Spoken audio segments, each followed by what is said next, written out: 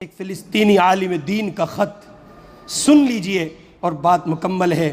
ایک عالم دین جنہوں نے پاکستان کی سرزمین پر پڑھا اور وہاں سے پڑھ کر فلسطین پہنچے، وہ عالم دین تھے، ان کے ساتھ کیا کچھ گزرا، اور نتیجے میں اب جب وہ حالات سے دوچار ہیں تو انہوں نے خط لکھا ہے۔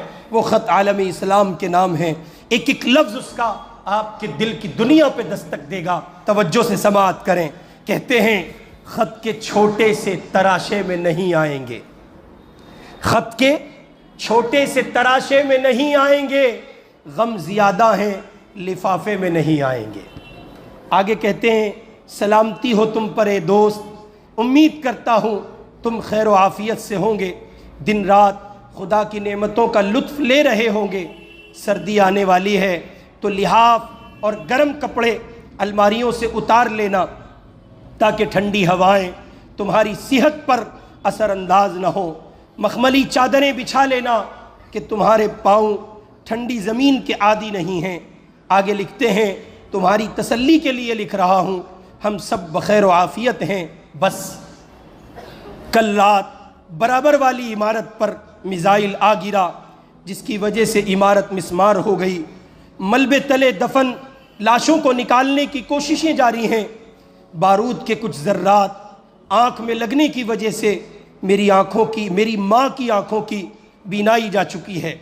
آگے کہتے ہیں بھاری ستون کندھے پر گرنے سے میرا ایک بازو تن سے جدا ہو گیا، دوسرے ہاتھ سے تمہارے نام یہ خط لکھ رہا ہوں۔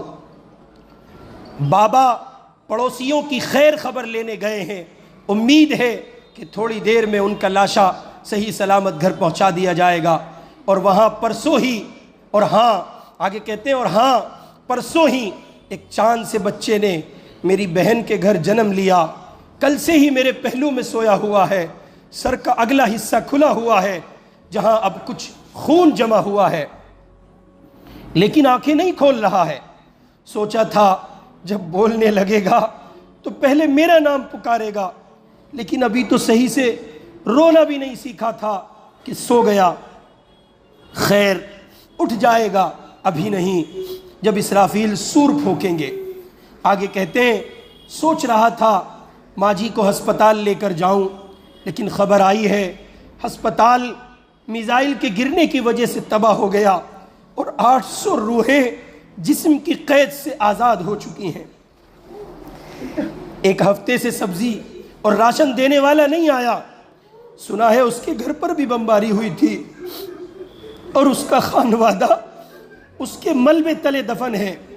ملبے پر کتبہ لگا دیا گیا ہے جس پر لکھا ہے امت محمد کا مقبرہ۔ آگے لکھتے ہیں کبھی فرصت ملے تو فاتحہ پڑھنے چلے آنا۔ خیر یہ تو ہمارے یہاں روز مرہ کا معمول ہے، تم پریشان مت ہونا۔ اور سنا ہے تم تفسیر قرآن اور احادیث پڑھتے ہو،